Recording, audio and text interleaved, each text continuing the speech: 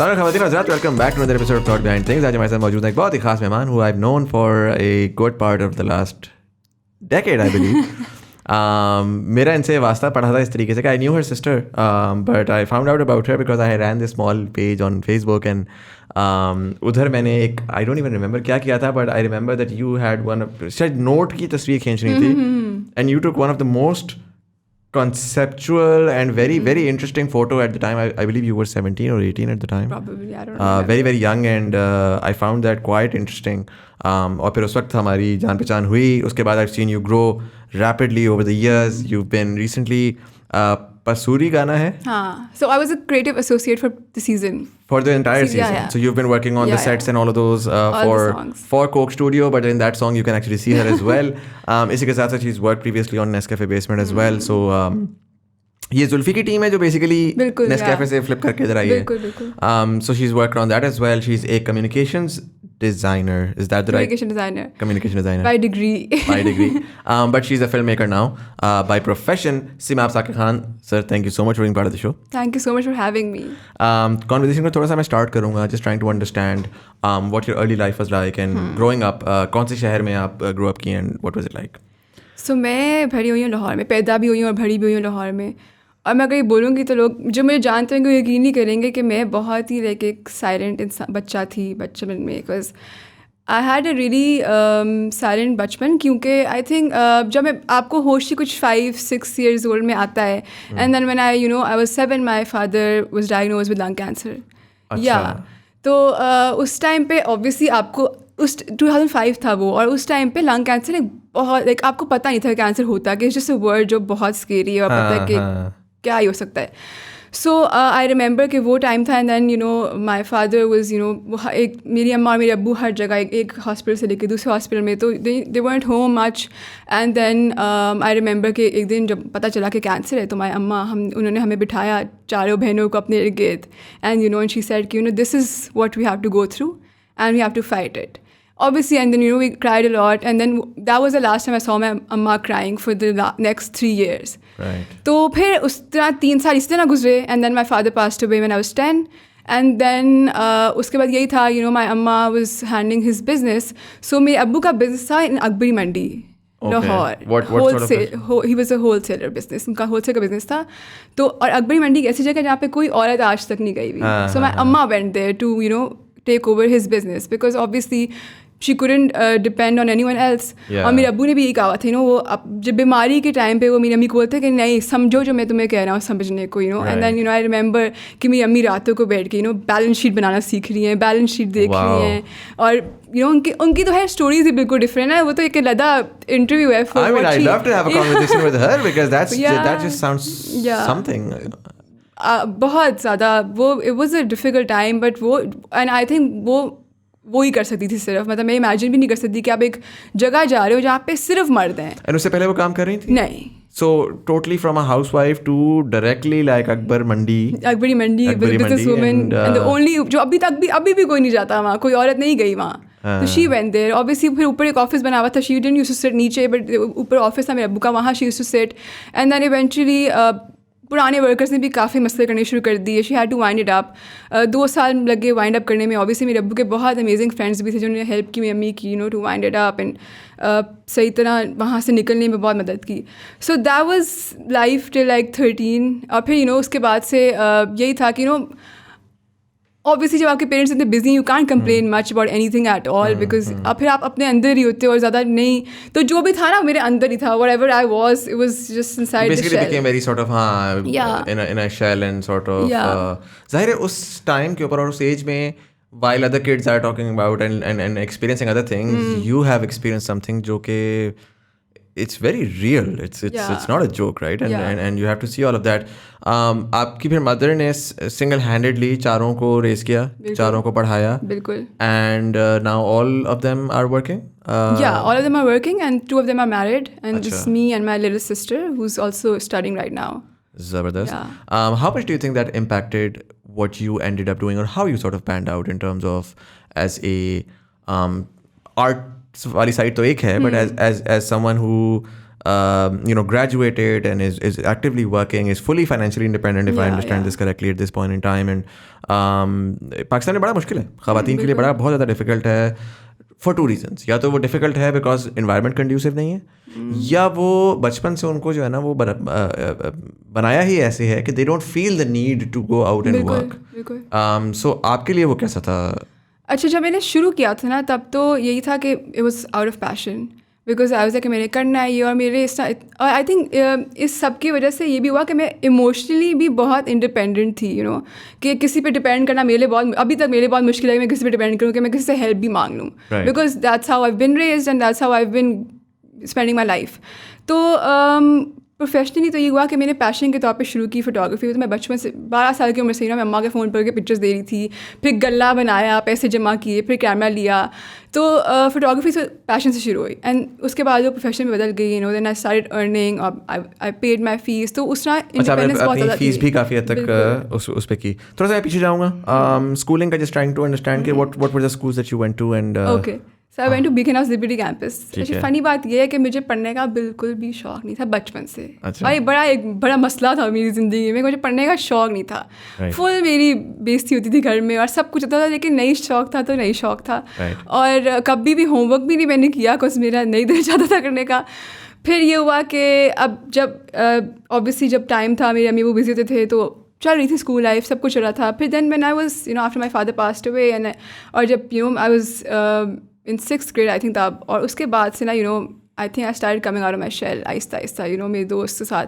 और इतनी out of the shell हो गई कि फिर पागल ही हो गई ना, मतलब कि कुछ फुल चिल करना है, कुछ नहीं पढ़ना. और फुल आई रिमेंबर मेरी छोटी बहन स्कूल में थी, और मुझे बोल रही है कि मैं एक दफ़ा खड़ी हुई हूँ, मुझे पीछे चीखों की आवाज़ें आई हैं, और वो पीछे मुड़ रही है, उसको मैं भागती हुई नजर आई हूँ, मेरी पूरी क्लास भाग रही है, बिकॉज हम सारे मिलके बंक कर रहे थे. तो ये ना कि सबको ले के बंक करना और फुल इन्जॉय करने वाला हाल चला था. So then what happen was कि 8th grade आ गया, and then I, you know, they were like कि आपके ग्रेड्स कम and you have to repeat the class. अच्छा, इतना बुरा हाल हो गया था. सो नो, बेसिकली हुआ ये कि दिल है कि आप ओ लेवल्स नहीं कर सकती, सो यू डू मैट्रिक करो आप, लेकिन आप ओ लेवल्स ना करो, बिकॉज आपकी परसेंटेज कम है. राइट. तो मी अम्मा was like I want you to do O levels. तो अब आपके ऊपर डिसीजन है ये कि आपने क्या करना है. मैं चाहती हूँ कि आप ओ लेवल्स करो, but obviously you have to go through it, I don't have to go through it. Obviously मैंने अपनी अम्मा को इतना लेट डाउन जो किया था, तो मैं कैसे बोल सकती थी कि हाँ मैं कर लेती हूँ जो मैं करना चाह रही हूँ. I had to repeat the grade, right. And you repeated the entire 8th grade and all of your friends went ahead. हाँ, सो इंटरेस्टिंग बात ये कि मैं इतना शुक्र करती हूँ अल्लाह का कि जिस टाइम मुझे दोस्त मिले ना, honestly Muzammil, I think I am really lucky to have the friends I have in my life. क्योंकि आई रिमेंबर कि मैं 8th grade में रिपीट की मैंने क्लास. तो देयर वाज अ फ्रेंड. आप जब जाते हो 8th नई क्लास में, नया साल जब शुरू होता है, तो आप पुरानी क्लास में जाके बैठते हो पहले. तो टीचर आती हैं, वो उठा के लेके जा रही होती है बच्चों को, क्यों ना आपका ये ग्रेड है. कुछ तो सीनियर स्कूल में जाते हैं, कुछ मेडिकल के हैं, कुछ बिजनेस के हैं, तो coming and picking the students. अब मैं अकेली रह गई, मैं खड़ी. अब मेरे से पहले तो कभी हुआ नहीं था, तो मैं बैठी हुई हूँ कि अच्छा मुझे कोई लेने आएगा, ओके ठीक है. सो मैं बैठी हुई हूँ, और सो एक आई टीचर काफ़ी देर बाद, यू नो, शी सेड कि you have to go to this class this section, you have to go. I said okay. So I am going. मेरी बेस्टेस्ट फ्रेंड जो थी, शी केम, वो लेट आती थी हमेशा, अल्लाह का बहुत शुक्र है. So she came late and she was with me. She said अच्छा ओके जाओ, चलो इट्स ओके, कुछ नहीं होता. So I am standing outside 8D, and वो एक हॉलवे था पूरा. सो लेफ्ट पे 8D थी, और बिल्कुल एंड पे उसकी 9th grade थी उसकी. तो यू नो शी वाज है, उसने मुझे छोड़ा, and then she walk towards the class. I couldn't go inside, because एक यंग बच्चे के लिए बहुत सोल क्रशिंग होता है कि you know you have to repeat. And ऊपर से इस तरह के स्कूल में जहाँ पे लोग बहुत ओपिनियनेटेड हैं, जो कि ऑब्वियसली मैं भी होती अगर मैं होती तो. So I remember she's standing outside her class and I'm standing outside mine, and I remember her looking at me. She's like, "Mom, now, you know, just go inside." So then I went inside, and you know, यही था कि I remember she used to bunk her classes जब मेरी break होती थी, because same break नहीं होती थी हमारी. अच्छा. She used to bunk for a month. She bunked her classes जब मेरी break होती थी. सो इस तरह के दोस्त मिल रहे हैं मैं बचपन से. तो और जो नए बने भी उस क्लास में, वो इस तरह के हैं कि मतलब यू नो कि आप जान दे दो किसी को. उन्होंने आपको वो नहीं फील कराया कि यार, किसी ने भी नहीं कराया. एंड सो उसके बाद तो या I got like A's and A stars, because पढ़ देती तो पढ़ लेती ना. हाँ, वो बेसिकली वो आउट हुआ था system. And then so O levels A levels same school. No, so I went to LG's Defense for A levels. ठीक है. So LG's Defense is difficult to get into, so you really cleaned up your act. Yeah, I did. तो ये हुआ कि क्योंकि बस फिर उसके बाद तो पढ़ाई थी. उससे मैंने फ़न भी बहुत किया, तब भी मैंने वही हरकत की जो मैं करी थी, लेकिन मैंने बहुत ज़्यादा पढ़ा.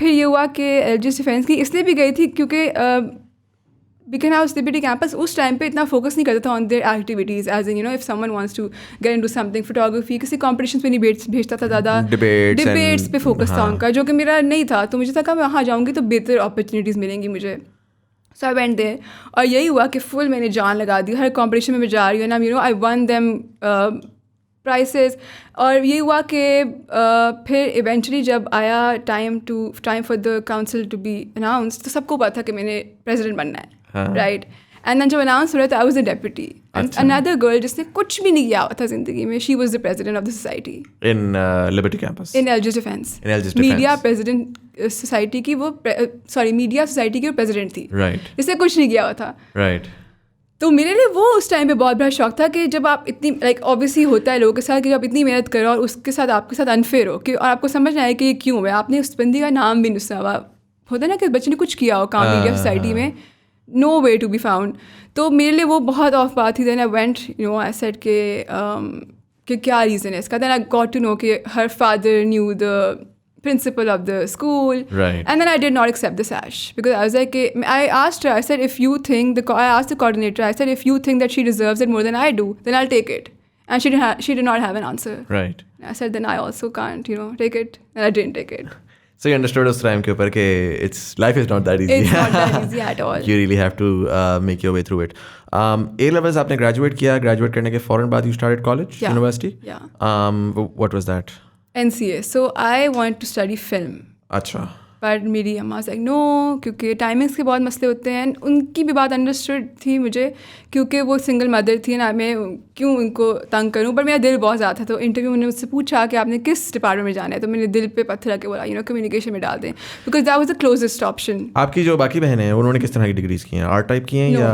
Business you are the first artist type हाँ outlier in the family बिल्कुल छोटी भी जो है वो no she's also doing business so you're just exclusively the only outlier मिला था उन्हें and film का मसला ये था कि फिल्म में I think shoots वगैरह होते हैं वो सारा कुछ होता है और like हमारा इस तरह का हिसाब था कि अम्मी like रातों को भी बाहर नहीं किसी घर रात नहीं रहनी because obviously and I understand that very protective obviously understandable उन्हें ख्याल रखना है उनकी रिस्पॉन्सिबिलिटी अकेले रिस्पॉन्सिबिलिटी करना मेरा एक छोटा सा बेटा है यार मुझे मैं तो बेगम के साथ मुझे टेंशन होती है कि ये खाना सही खा रहे कर रहा है अकेले होकर तो खुदा ही जानता है कितना मुश्किल होगा so more power to her I mean mashallah she's raised 4 remarkable young ladies मुझे ये बताएं कि what was the decision behind going to NCA first of all and choosing that communication design की degree अब चलें वो तो आपने बता दिया कि आपने flip कर दिया so you didn't know anything about communication design I did I was like चलो it's closest वहाँ पे उसमें photography भी होती है उसमें this sort of direction कुछ लेआउट्स वगैरह तो it also helps a lot in film making some way तो मैंने कहा चलो the closest I can get to film making is communication design so why not तो then I got and why NCA because मुझे बचपन से मुझे था कि मुझे कुछ नहीं पता sir I have to go to NCA अच्छा इट वाज अ थिंग या I was a thing also because the kind of people I have met over the years जो NCA के थे मुझे लगता था कि वो बहुत असल हैं एज इन कुछ प्रटेंड नहीं कर रहे जो हैं वो हैं जैसे भी हैं बस हैं तो NCA इसलिए भी था क्योंकि यही वजह थी कि और जब मैं गई भी तो मुझे it was obviously tough time भी बहुत देते हैं आपको NCA में जब पहले साल जाते हो आपकी रैगिंग होती है और बहुत कुछ होता है आपको बहुत टफ टाइम मिलता है बट आई बिलीव कि वो एक छोटी सी जगह है जहाँ पे लोग हैं और सब एक दूसरे को जानते हैं और अभी भी अगर किसी को कुछ ज़रूरत पड़े कोई हेल्प चाहिए तो सब होंगे नेटवर्क बड़ा स्ट्रांग है वहाँ का बिल्कुल बिल्कुल NCA की ये डिग्री 4 साल की थी 5 साल की थी 4 साल की and you graduated in what year 2019 का बिल्कुल start When did you start working? A levels अच्छा हाँ so what was your first photography शुरू की थी मैंने कितने पैसे मिले थे उसके 5,000 बट वो उस जमाने में यार 5,000 मिलते थे तो होता था कि यार मेरा तो सीन है भाई आई थिंक 2,000 भी मिले थे बीच में for covering an event so like 2 या 5,000 स्टार्ट था मेरा सो हाँ बहुत सीन था उस टाइम पे मेरे लिए and what sort of product photography were you doing at the time jewellery थी किसी की कोई रैंडम बेसिकली हाँ इस तरह की चार्ट पेपर रखे उसके सामने जैसे अपनी बहन की मिन्नत कर ली कि प्लीज़ अपने हाथ दे दो मुझे प्लीज़ मेरे हाथ इस्तेमाल करने तुम्हारे Right. How was were your sisters supportive of what क्योंकि ये बड़ा एक तो यूनिवर्सिटी का काम होता है ना बट जो फोटोग्राफी टाइप मुझे याद है मेरा भी अपना टाइम था तो मैं टेढ़ी मेढ़ी चीज़ें कर रहा था हर दिन कैमरा लेके कोई नया आइडिया कर रहा है तो उसमें आपको बड़े सारे प्रॉप्स चाहिए होते थे आपको चाहिए होता था लोग चाहिए होते थे. तो were they supportive of you doing all of this? हाँ मतलब उनको कोई मसला नहीं हुआ कभी और सब सपोर्टिव ही थे. अम्मा को बहुत इशू में ऑब्वियसली टाइमिंग्स के इशू थे और ये थे कि कुछ हो ना जाए बच्चे को या वो, बट लाइक वो भी ओवर द टाइम ख़त्म होता गया. और मुझे भी कभी ऐसे नहीं लगा कि कि मैं कुछ मेरे लिए कभी वो बिग डील थी नहीं. आज आई डोंट, पता नहीं दिमाग ही ऐसा है कि चलो जो मर्जी कर लो, इट्स ओके. तो बस कर लिया शुरू. कभी कोई ऐसा कोई स्कैरी वो नहीं आया moment where you felt scared as a woman? I did. एक दफ़ा I was covering an event और मेल फोटोग्राफर्स थे वहाँ पे. पूरा मैं इस्लामाबाद आई हुई थी उस टाइम पे, बिल्कुल अलग सिटी में. और वो बिल्कुल लाइक वो आप साइड पे हटे, आप ये कस मैं ले रही हूँ तो मुझे हटा रहे हैं. शादी का इवेंट था. अच्छा. सो मुझे हटा रहे हैं, मुझे ये कह रहे हैं, मुझे वो कह रहे हैं. मैं थी कि ये क्या हो रहा है मेरे साथ. मैं गई हूँ, मैं बाथरूम गई, मैं थोड़ा सा रोई हूँ. फिर वापस आते मैं बताती हूँ क्या चीज़ हूँ मैं. अब फिर मैं हटी नहीं, मैं कहा आप जो मर्जी बोलें. हाँ, and I think that's the thing. I mean, I heard of a recent incident, I believe इज़ा के साथ हुआ था with someone and वो जो है ये it's a thing कि वो एक पावर डायनामिक है ना कि ये लड़की ये क्यों आगे हम इतने बड़े किंग हैं. भाई प्रोफेशनल्स हैं, वो भी काम कर रहे हैं, वो आप भी काम कर रहे हैं, तो you have to give each other the equal courtesy. But I think also I have seen female photographers की एक वाइब ही अलग है. क्योंकि I think they learn then कि टू टेक दैट स्पेस कि भाई वो जो आपने कहा कि ऐसी की तैसी I am gonna fight back and I am gonna make sure कि मेरा काम चलता रहे. बिल्कुल. How do you, because I know कि आप वेडिंग बड़ा एक्टिवली कर रही हैं. How is your experience with that? अब तो इट्स अमेजिंग क्योंकि अब नाउ पीपल नो कि आप एक बंदा है जो प्रोफेशनली कर रहा है, पता है काम किस तरह का है. तो अब तो you go there, you get the respect you deserve और everything goes really smoothly. And you do a lot of conceptual type of, you don't do the standard flash gun लगी हुई है और बस खच. You're like really wide angle के साथ अंदर घुस के really capturing the moment. What was the thought behind that particular style of photography?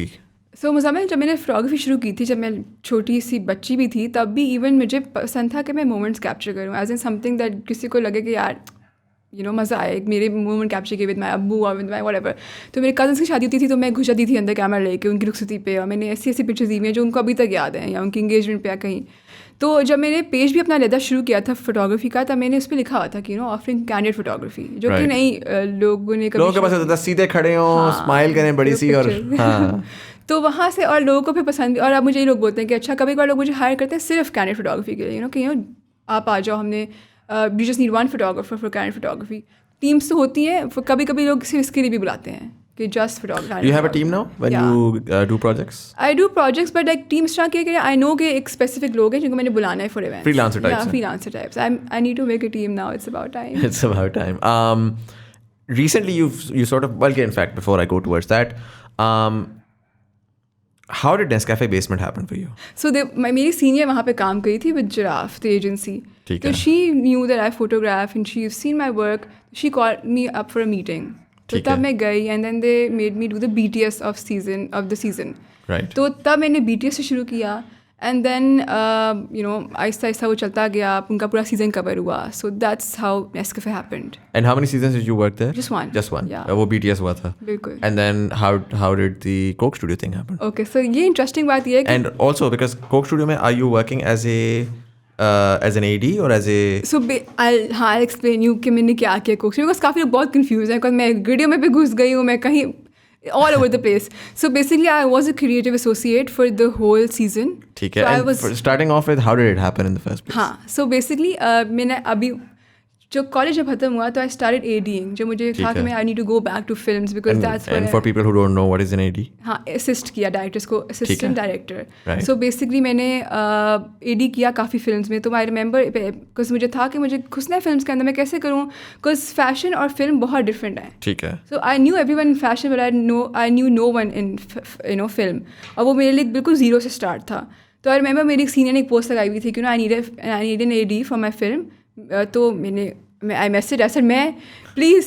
तो देन फिर मैंने गूगल किया कि एडी क्या करता है, मुझे पता भी नहीं था कुछ. ठीक है, मैंने गूगल किया, फिर मैंने कोई कमेंट्स किया, सर आप एडी बेशक ना रखें, आप मुझे एक स्पॉट बॉय रख लें अपनी फिल्म का, मैं कुछ भी कर लूँगी, मेरे पास सेट पे होना है. तो दैट्स हाउ इट स्टार्टेड. तो उस and this was an indie film for the college या एक प्रॉपर फिल्म थी? फेस्टिवल. या अच्छा. Have you heard of it और it is still? No, it's named as Happy Marriage. By Sana Jafri. Okay. So yeah, for Olo Mopolo एक media house है सरमत खुसट का, sorry कवल खुसट का, Right. एंड उनका एक फेस्टिवल था, ठीक है. उसके लिए वो फिल्म बनी थी. ठीक है. तो हुआ ये कि फिर मैंने उसके रेडी किया, फिर वो एक फुल जान लगा दी और कि मैंने करना है, दिन रात एक कर दी. सो वहाँ पे एक प्रोड्यूसर था उस फिल्म का, he recommended me for Coke Studio. So it wasn't because of Nescafe, it was because of this film. Acha, interesting. Yeah. And so you started off as, and you're working now, so you're working as a creative Associate for associate. Coke Studio, yeah. What does that entail? अच्छा, इसमें creative associate ये भी था कि मैं 6 महीने से काम करी थी इन लोगों के साथ. हमने शूट तो 3 महीने में किया, बट मैं उससे पहले ही किंग सा लगी हुई थी. सो बेसिकली जब डायरेक्टर से हमारी मीटिंग्स होती थी तो making a mood board for them and discussing कि अच्छा आगे कैसे चलेगा, फिर डिस्कसिंग कि हमारे पास कौन सी स्टाइलिस्ट की ऑप्शंस हैं, कौन सी मेकअप की ऑप्शंस हैं. सो बेसिकली कोऑर्डिनेटिंग पूरा साल लगता है before this happens. बिल्कुल. And who's directing all of the, is Zishan Parvez directing all of them? No, different directors. There's Kamal Khan, there's Murtaza Niaz, there's Zishan Parvez. Yeah. So इस तरह के different directors हैं. हमारे पास 3-4 directors हैं जिन्होंने किया है. ठीक. अभी आपके वाला जो ये आया था पसूरी, ये किसने डायरेक्ट किया? कमाल Khan. Very interesting. Yeah. That song is a vibe. That music video is a vibe. बिल्कुल. Very well done. और अभी और पूरे सीजन में आपने उस पर वो किया है क्रिएटिव एसोसिएट सो उसके अलावा क्योंकि आपको पता है कि इंस्टाग्राम में जो आपका होता है काम, उससे बहुत भर के काम होता है रहता.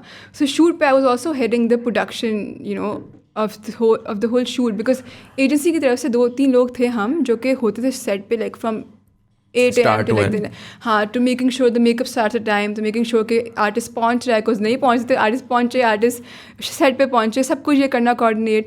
उसके अलावा the promo of the season was also like I was the production head for. Interesting. So you got a very diverse experience from this project. और आपको फाइनली अब वो जो आपकी हंगर थी to really sort of understand. Exactly. वो ख़त्म हो गई होगी. उससे पहले you worked on fashion industry for a while and you did like proper shoots for Generation and other brands as well. Tell me a little bit about वो कैसे हुआ, क्यों हुआ, और why don't you do them anymore? सो वो start इस तरह से हुआ था बिकॉज इंस्टा पे ही मैंने अपना काम पोस्ट करना शुरू कर दिया and people start liking it. तो वहीं से अब फिर ये हो गया ना कि आप इंस्टा से हायर करते लोगों को. तो मुझे मैसेज आया था कि are you available for a meeting, are you available for a shoot, इस तरह के आहिस्ता आहिस्ता मैसेज आना शुरू हो गए. और मैंने फिर वो एकदम से बहुत ज़्यादा शुरू हो गया था काम की फैशन ब्रांड्स का, कभी कोई तो कभी कोई. मैं पढ़ भी रही थी साथ साथ, तो it was also very overwhelming for me at that time to manage it all. But वो भी हो रहा था और मुझे मज़ा भी आया था शुरू में बहुत ज़्यादा बिकॉज मुझे शौक मोस्टली पोर्ट्रेट्स का था. अच्छा. तो और फैशन में आपको कपड़े भी बेचने होते हैं और सब कुछ करना होता है. तो उस तरह स्टार्ट हुआ, काफ़ी चलता गया. फिर व्हेन आई ग्रेजुएटेड तो obviously a lot of personal changes happen and then इस तरह हुआ कि मुझे लगा कि मेरी ज़िंदगी का कोई मकसद नहीं है. I felt aimlessly just like a part of the बिल्कुल cycle. अब बड़ी मैं अजीब बात करूँगी पर मैं किसी को पॉइंट आउट भी नहीं करी. मुझे लगा कि मेरी ज़िंदगी का मकसद ये तो नहीं है कि मैं किसी के कपड़े बेचने में मदद कर रही हूँ. मतलब I need to do something कि मैं कोई मैसेज दूँ किसी को, या मैं विजन होना चाहिए मेरे काम से किसी को हेल्प हो या कुछ हो. तो दैट्स हाउ रियली मुझे फैशन से मेरा अभी भी I am open to it. Obviously I am working और मैं करूँगी अगर मुझे कोई एस्थेटिकली प्लीजिंग लगेगा या कोई कंसेप्चुअली प्लीजिंग लगेगा. मतलब या तो ये हो ना कि कोई ऐसी चीज़ हो जिसमें you are changing the way that the thing is done. अगर वो स्टैंडर्ड क्लासिक जो आपको पता है किस तरह का, it's not challenging, it's not really value driven उस तरह से. When it comes to films particularly, are you satisfied with what's happening in Pakistan? मुझे लगता है कि अब चीज़ें बदल रही हैं. अच्छा. अब लोगों को थोड़ा सा क्रिएटिव फ्रीडम भी मिला है और लोग उसको यूज़ भी कर रहे हैं. पहले बहुत मुश्किल था, इवन 2 साल पहले बहुत मुश्किल था, बट अब आई फील है कि people are actually starting to experiment more. और जो उनकी स्टोरीज़ हैं जो वो निकाल रहे हैं बाहर. क्योंकि मुझे जो हमारे ड्रामास भी बनते हैं सब कुछ बहुत प्रिटेंड हो रहा है मुझे लगता है. और जैसे आप कोई भी फिल्म देखो जो अच्छी हो उसमें रियलनेस बहुत ज़्यादा होती है. एज एन कब बाल नहीं बने हुए, मेकअप नहीं हुआ, क्योंकि हम ऐसे ही तो होते हैं ज़िंदगी में. तो आई फील है कि लोग अब वो एक्सपेरिमेंट करना चाह रहे हैं, वो असलियत दिखाना चाह रहे हैं जो आनी चाहिए हमारी फिल्म्स में. और हमारे पास इतनी अच्छी स्टोरीज हैं. एज एन किसी खोखे पे जो लड़का काम करता है उसकी स्टोरी बनाओ या किसी की भी आप बनाओ. इतनी स्टोरीज हैं हमारे पास. और चाहिए आई फील कि आपने बड़ी मज़े की बात बोली कि पाकिस्तान में there's a huge discrepancy, and हमेशा मैं I've spoken about this in a lot of conversations, but class is a major, मेरे लिए बड़ा interesting होता है. I study that a lot कि how different classes operate in Pakistan. And Pakistan में ये होता है कि when we talk about our dramas, for example, so there is our class that is going to watch Game of Thrones and Suits and all sorts of these sort of Western shows, and then there is the masses which are consuming your local Pakistani dramas. जो Pakistani dramas आते भी हैं, एक तो वो बहुत ज़्यादा समझ नहीं आती. जिस तरह फॉर एग्जांपल शिजा फिजा वाला ड्रामा चल रहा है, आपने सुना होगा. मैंने सुना.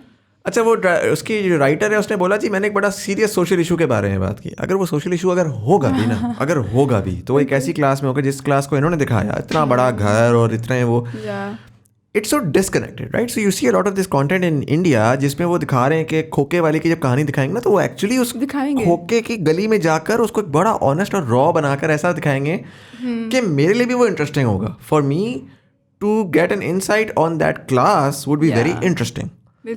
Whereas आप कहानी उनकी उठाओ and put them in a place where which is very like Babu Corolla में वो फिर रहे हैं और वो कर रहे हैं, तो that is disconnected. ना just ना मैं कनेक्ट कर पाता हूँ, ना वो नीचे वाला तो शायद इस वजह से देख रहा है कि वो एस्पायर कर रहा है कि शायद बाबू लोग ऐसे ही होते होंगे, हालांकि ऐसा नहीं होता. सो जो स्टोरीज है ना हमारी, I feel like there is a huge discrepancy. And उससे ज़्यादा जो and you know you've been, आप प्रॉपरली आपने एजुकेशन भी ली है, खैर फिल्म में तो नहीं ली, but you've been at in those spaces and you're working in films.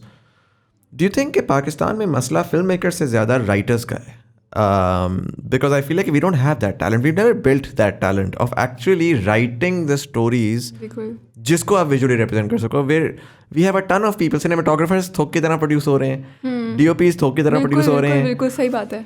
जो दो एरियाज मुझे नज़र आ रहे हैं, एक साउंड डिज़ाइन ₹1.5 की नहीं हो रही इस मुल्क के अंदर, राइट, और एक writing, actual honest to God writing. मैं हवाला दूंगा, सॉरी लास्ट कमेंट होगा, I like your comment on that.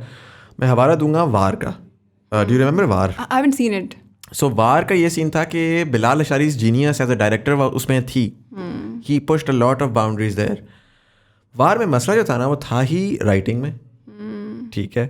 Direction भी होगी, एक राइटिंग में मसला था और एक साउंड में मसला था कि भारी वेपन गिर रही होगी, खुद बेहतरीन डायरेक्ट हुई भी है, भारी वेपन गिर रही होगी और उसकी साउंड जो आप एक्सपेक्ट कर रहे हो ना कि यार ये अब साउंड ऐसी आएगी, वो साउंड ही नहीं थी. तो आपको नजर आ गया था कि यार अच्छा साउंड डिज़ाइन में वो टैलेंट ही एग्जिस्ट नहीं करता, हमने आज तक वो बिल्ड ही नहीं किया. या तो वो ड्रामास में भी आएगा तो वो एक फ्लैट साउंड होगी, फिर जैसी डायलॉग आने लगेगा तो एकदम से नॉइज़ आ जाएगी और वो बंदी भी बोलेगी. तो क्लियरली यू नो इक्विपमेंट का प्रॉब्लम था, गॉड लो नोस क्या था, बट उसकी ट्रीटमेंट का वो था.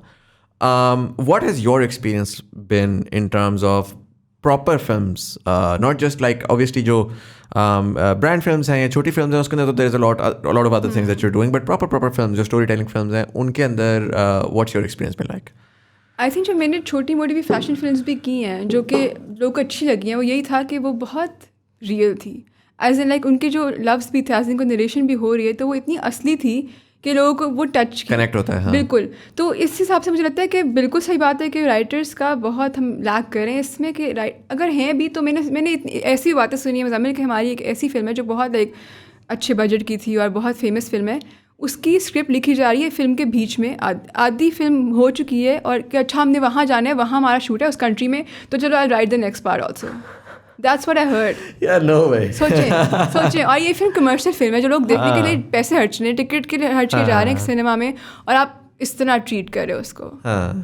तो यही आई थिंक सबसे ज़्यादा आई थिंक पूरा 2 साल लगने चाहिए राइटिंग पे. तो राइटिंग तो सबसे मेन काम है. राइटिंग मतलब आप देखें ना, some of the most famous and celebrated films and TV shows are the ones जो बुक्स पे बनी, क्योंकि उस बुक राइटर ने बैठकर साल लगाए, बुक बनी, बुक लोगों ने पढ़ी, सारा कुछ हुआ, फिर वो जाके उसको अडेप्ट करते हैं, क्योंकि at its heart and core it's the story. If the story के आपने सर से उतारा हुआ है, बस एक लिटरली स्टोरीज इस तरह मैंने पाकिस्तान में आई हैव सीन इट कि लोग पिच दे रहे होते हैं, वो एक 15 मिनट की पिच होती है, ये हुआ फिर ये हुआ फिर ये हुआ फिर ये हुआ. अच्छा डिटेल्स क्या है वो तो हम लिख लेंगे ना. अब एक कैरेक्टर की एक पर्सनैलिटी होगी, उसके कोई फलसफा हो. मतलब मैंने ज़िंदगी में आधी चीज़ें लिटरली टीवी शोज़ देख देख के सीखी हैं, क्योंकि उन्होंने एक एक कैरेक्टर को इतना एलिगेंटली बिल्ड किया होता है कि अगर इसका बाप नहीं है तो इसकी पर्सनैलिटी ऐसी होगी, अगर इसका बेस्ट फ्रेंड ऐसा है तो इसकी पर्सनैलिटी बड़ी रियल साइकोलॉजी है उसके पीछे.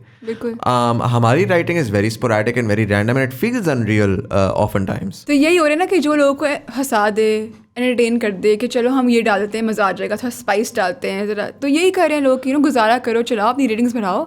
और हमारी रेटिंग्स भी तो किन चीज़ों पे आ रही हैं कि अच्छा उस एक आई रिमेंबर एक ड्रामा आया था, नन नाम था उसका, या आई डोंट इवन रिमेंबर नाम क्या वो था. तो नहीं था जिसमें वो मोटी होती है, वो कहते हैं तुम जो है ना तुम इतना वेट लूज करोगी तो मैं तुम्हारे से शादी करूंगा. ये पता नहीं बट इसमें एक नन थी जो बहुत साइको थी. अच्छा. और वो बस पागल करती, और लोगों ने वो पागलों की तरह देखा है. इवन मेरे घर में भी लोगों ने देखा है वो. तो कि बस कहीं स्पाइस लाइफ है. अजीब से ना. मैं आपको जो मैं ड्रामे का बता रहा हूँ, this happened last year. This drama जिसका प्रेमिस ये था कि वो बंदी बहुत मोटी होती है, उसकी कहीं शादी नहीं हो रही होती, उसकी फाइनली शादी हो जाती है. उसका ट्रेलर जो था ना वो ऐसा था कि वो शादी हो गई, ये सब बड़े खुश हैं. फिर वो आखिर में मोमेंट पे आते हैं, मंगनी वाले टाइम पे, वो कहते हैं कि मैं तुम्हारे से शादी करने के लिए रेडी तो हूँ, लेकिन एक शर्त पे कि तुम हमारी पत्नी रुखसती से पिछले दिन तक अच्छा अपना सारा वेट लूज कर दोगी. धड़ धड़ धड़ धड़ धड़. ये पाकिस्तानी ड्रामा है. बिजली गरजती है, वो होता है. और जो पूरा प्रेमिस है, जो जो जो चीज़ है ना जिसके ऊपर लोग that is suppose to compel people to watch that show is कि क्या ये वेट लूज कर सके.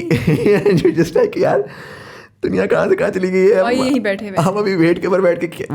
सो I get that, but what I also think is the difference between our artist community and our commercial community. So the fact is कि I'm not gonna argue कि ये देखें dramas में क्या हो रहा है, because the fact is एक इकोनॉमी एग्जिस्ट करती है, माल बन रहा है, माल बिक रहा है, राइट. जब तक बिकता रहेगा ना तो what incentive do these people have to change, right? If you have a tried and tested model, you wouldn't want to change.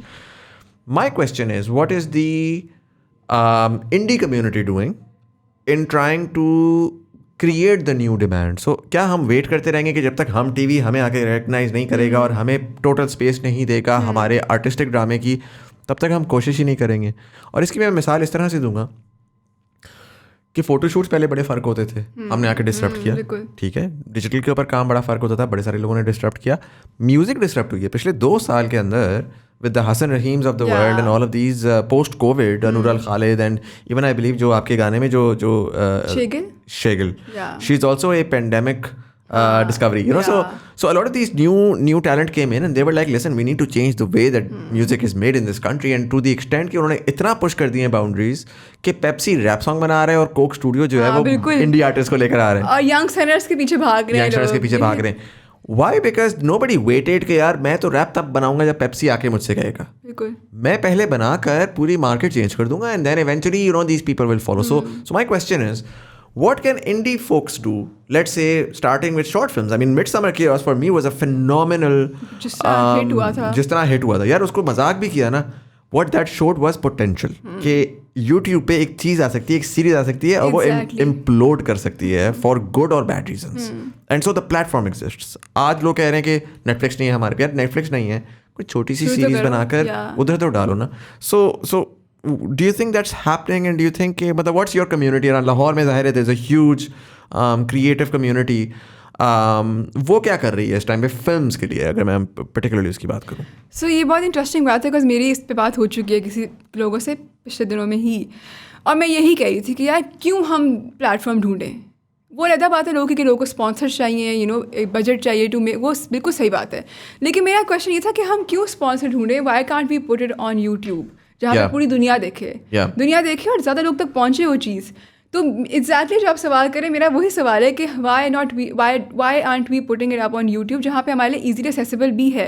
अब यहाँ पे बात ये भी आ जाती है कि हमारे पास फंड्स कम है. As an if you want to make a series तो आप एक शुरू तो कर दोगे आप, लेकिन आप एंड कैसे करोगे जब आपने एक्टर्स को पे करना है, आपने कैमरा के लिए पे करना है, आपने आर्ट डायरेक्शन के लिए पे करना है. सो यहाँ पे आ जाती है बात कि फंडिंग चाहिए, किसी चैनल की फंडिंग मिल जाए हमें, किसी नेटवर्क की फंडिंग मिल जाए, which is why I think this is where we're lacking.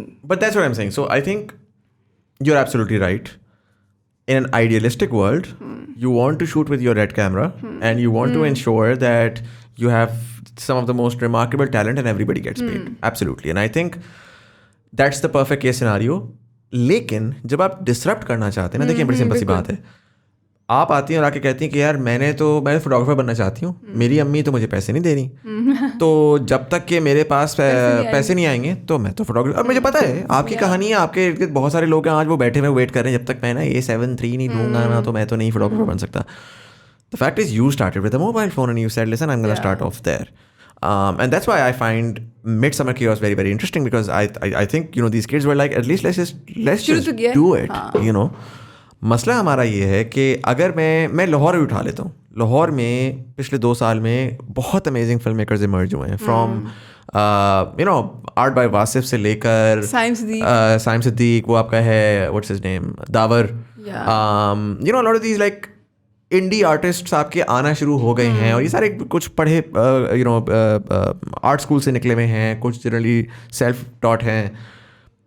The fact is कि अगर ये सारे आके बैठे हैं और बैठ के ये बोलें कि यार बस कोई फंडिंग लेकर आओ और फिर 50,000 मैं रखूँगा 50,000 तू रखेगा, तो फिर तो इंडस्ट्री आगे नहीं जाएगी. But that's what's happening, by the way. That is exactly what's happening. कुछ लोग हैं जो पैशन के लिए काम करेंगे पैसों के बगैर भी. आप मुझे भी बोलोगे ना, मैं बोलूँगी यार छोड़ो सब कुछ, हम करते हैं काम.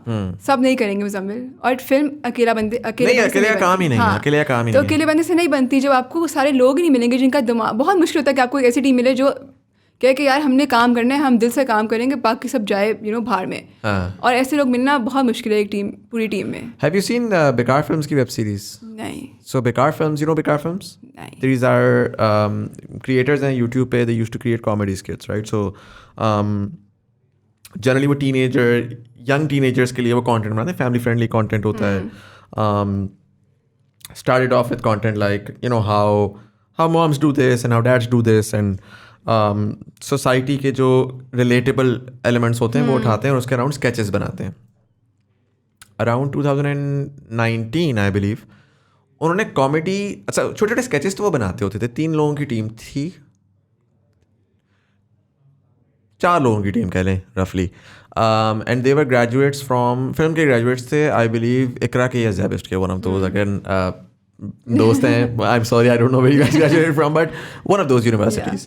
एंड उन्होंने फिर 2018-19 में उन्होंने कहा यार 6-8 साल हो गए हमें स्केचेस बनाते हुए, तो let's expand this. And so they made an entire, Ramzan था या उस तरह से ना, उन्होंने पूरी एक 5 या 6 एपिसोड्स की एक सीरीज़ बनाई.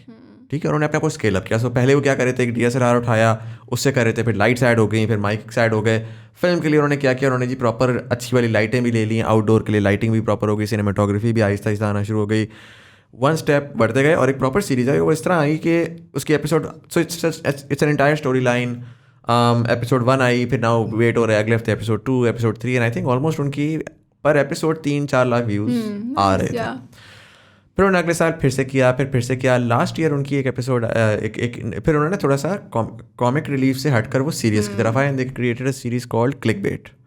I've heard about it, I think. या जिसमें वो एक लड़का लड़की होते हैं और जो बहुत यूट्यूबर्स, और वो जो है ना बेसिकली उनका एक दरमियान में फड्डा हो जाता है, और फिर वो सोशल मीडिया पे हो रहा होता है, और फिर साइट्स होती हैं different. And what they did was कि उन्होंने उस सीरीज उन्होंने पूरी सीरीज़ की अपनी शूट की, और उसमें उन्होंने बहुत सारे लोगों को इंटीग्रेट किया, which allowed them to get a lot of viewership as well, right. So उसमें मेरा भी एक सीन है जिसमें मैं बैठे कह रहा हूँ कि जो कैरेक्टर है उसका मैं कह रहा हूँ मैं उसको सपोर्ट करता हूँ, और इस तरह के. तो suddenly now I am giving him a shout out on my Instagram story, and Hamna is doing the same, and other creators are doing the same, and so they worked in a very interesting way, जिसमें literally almost no cost production के ऊपर they were able to create a series which has millions of views.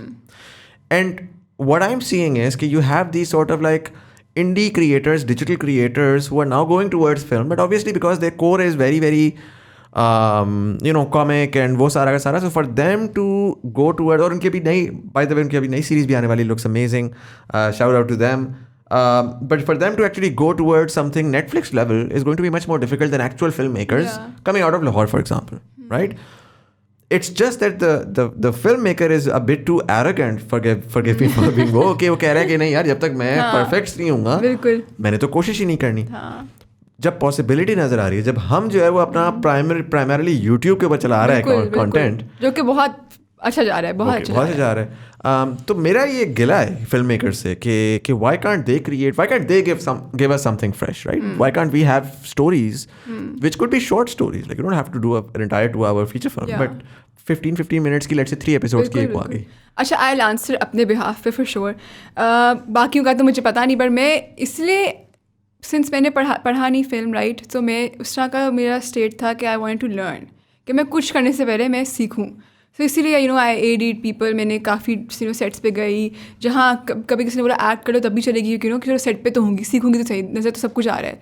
तो इस तरह मैंने बहुत different जगहों पे AD किया and then you know Coke happened so which was amazing because बहुत डिफरेंट डायरेक्टर्स के साथ काम करने को मुझे मिला. आई कुड सी कराची की इंडस्ट्री बिल्कुल डिफरेंट है लाहौर से, तो आई कुड सी कि कितने प्रोफेशनल लोग हैं वहाँ पे और किस तरह काम चल रहा है. तो I learn a lot. And ये सारा शूट कराची में ही? कराची में हुआ था. So you were there for 3 months? Yeah. Wow. Yeah. What was that like, living alone? Yeah, living alone with like, you know, like flatmates. So it was amazing. वो बहुत अच्छा experience था. बात एंड पे ये आ जाती है कि जब अगर मैं कुछ लिखना चाहूँगी या मैं कुछ बनाना चाहूँगी तो मुझे यही है कि मुझे तो बहुत लाइक वो ये है कि आई बिलीव कि राइटिंग बहुत स्ट्रांग होनी चाहिए, राइट. सो मैं उस वहाँ पे भी फंसी हुई कि मुझे पहले लिखने के लिए टाइम चाहिए, मैं निकालूँ और मैं लिखूँ पहले एक चीज़. आई वुडंट केयर कि मैं यूट्यूब पे लगा रही हूँ या मैं नेटफ्लिक्स पे लगा रही हूँ, बिकॉज आई वुड वांट कि बस जो मैं चीज़ लगा रही हूँ वो लोगों तक पहुँचे.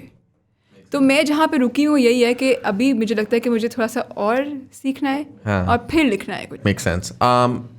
Beyond film, I know that you have a foundation as well. Can you tell me a little bit about that? How did it start and what was the thought behind that? So it's called Saqib Khan Foundation. It's named after my father. Foundation इस हिसाब से कि for as long as I remember I wanted to do this. जब से मैं छोटी भी थी मुझे पता था कि मैंने एक NGO बनानी है बड़े होके या जब भी, और कभी उसका टाइम नहीं आया. तो जब कोविड शुरू हुआ तो अ lot of people you know people were helping each other online बहुत ज़्यादा. सो काफ़ी लोगों ने सरप्राइजिंगली दे मैसेज मी कि यू नो प्लीज़ आप ये शेयर कर दें और हमें ये चाहिए. And you know when I used to share तो बहुत ज़्यादा पैसे इकट्ठे होने शुरू हो गए.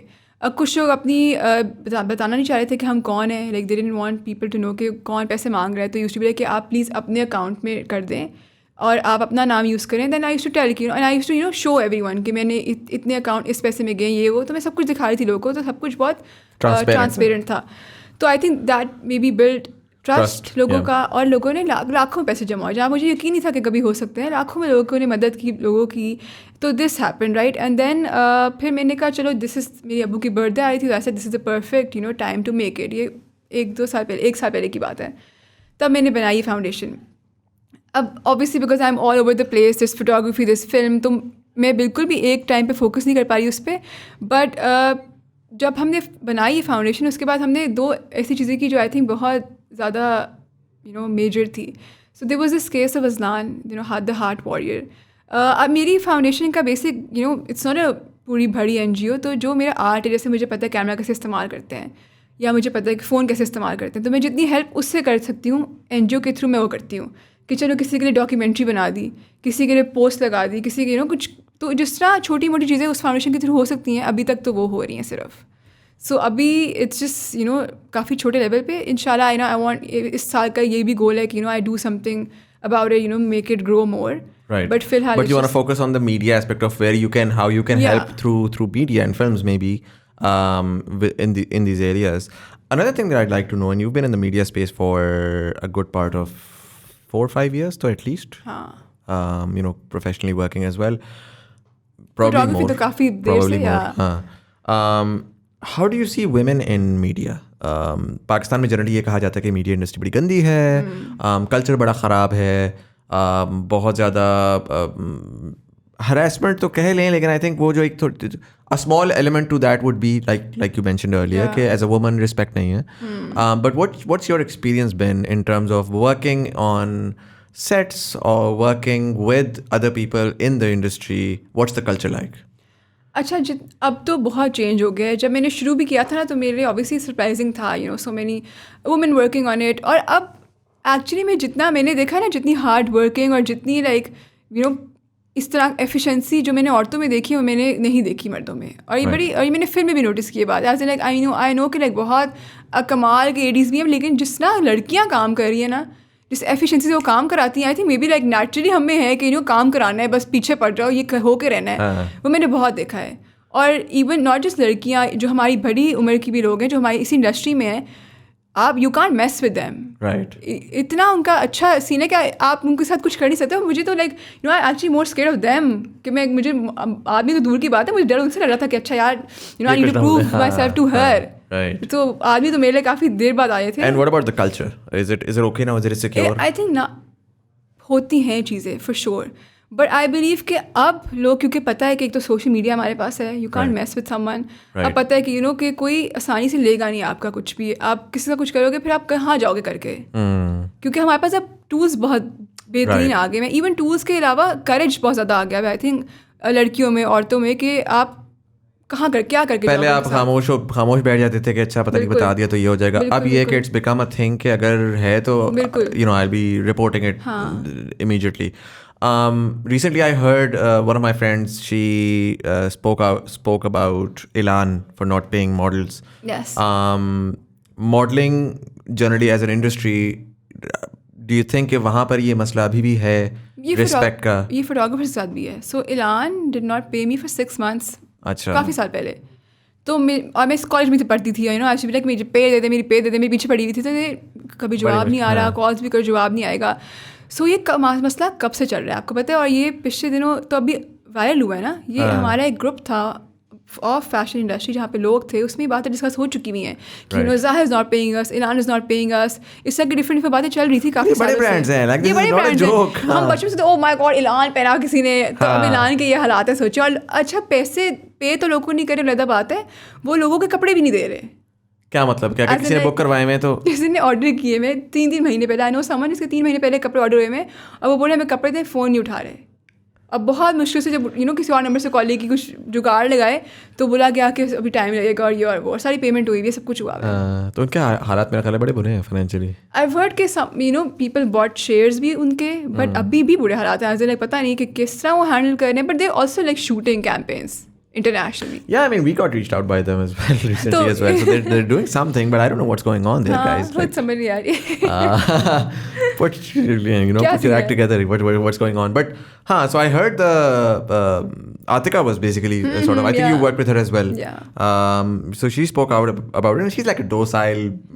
She's the nicest girl in the world, and she never speak out about it unless बिल्कुल ही हद हो जाए.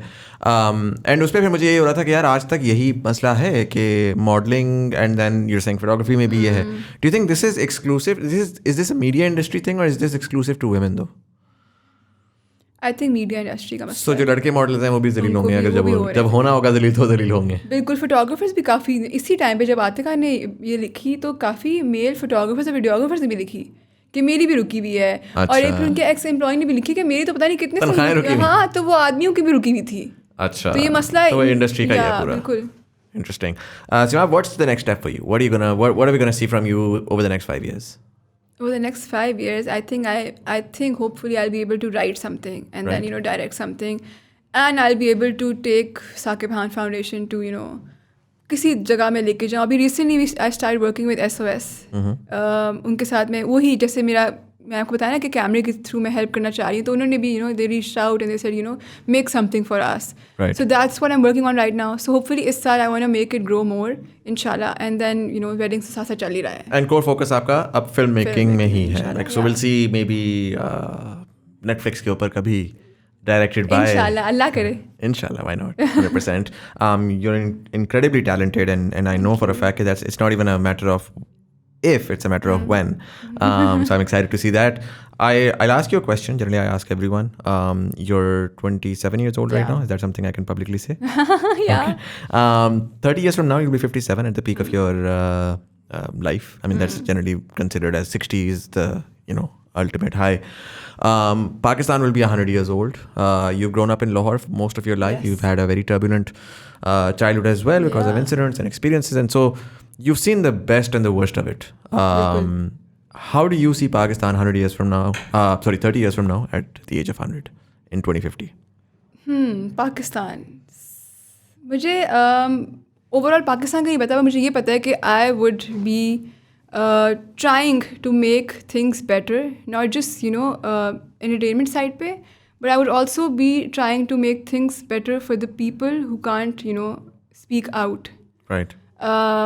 Be it by organizing a protest, which I've been doing for a while, or be it by any way possible. I feel like कि मुझे नहीं पता पाकिस्तान क्या करेगा, कहाँ जाएगा, पर मुझे ये पता है कि मैं उसको बेहतर करने के लिए कुछ ज़रूर कर रही हूँगी. Right. So I think it's very interesting. What you're essentially saying is I don't really care कि outside क्या है. I am focused on myself and making sure कि I put my value in there. And this is a very interesting answer. I've never had one of those, which is very inward focused, and it's saying, listen, I'm going to do the best I can, and maybe everybody else can do the best they can, and maybe we can create a better society for all of us. Seemab, thank you so much for coming in. This was very, very insightful. I wish you all the very best. I've seen your journey. It's been remarkable, and it's only going to grow from here. Thank you so much for this insightful conversation. Thank you so much. I was really nervous. I am glad सही हो गया. चलिए ज़बरदस्त. For all of you guys, thank you so much for watching. अगर आपको episode पसंद आई और अपने दोस्तों के साथ जरूर शेयर करिएगा. हमने नया आपकी फरमाइश के ऊपर क्लिप का चैनल बना दिया है, जिसमें अगर आप 1 घंटे 1.5 घंटे कॉन्वर्सेशंस नहीं सुनना पसंद करते तो you can check that out. The link is down below and also probably appearing somewhere over here. इसी के साथ साथ we have the new podcast. अब तो खैर इतनी नई नहीं है, 3-4 महीने हो गए, but it's called the Pakistan pivot, where we talk to different politicians, government officials, policy makers, just to get an understanding of what the thought behind some of the most major policies are in Pakistan that are impacting us and our future generations. So you can check out that channel as well. Anyways, अगर आप YouTube पे देख रहे हैं तो like का button दबाएंगे, engagement बढ़ेगी, ज़्यादा लोगों तक हमारी कन्वर्सेशन पहुंचेगी. ऑडियो प्लेटफॉर्म्स वाले सब्सक्राइब का बटन दबाएंगे, आने वाली एपिसोड्स की आपको नोटिफिकेशन मिलेगी. जी पैसा जैस कैश यहाँ पर कहीं पर आ रहा होगा. You can support the channel if you'd like. We accept anything from ₹1 to as much as you'd like. It's the thought that counts. But anyways, this was Sayyid Muzamil Hasan Zaidi. You were watching Thought Behind Things. Thank you so much for watching, and I'll see you in the next one.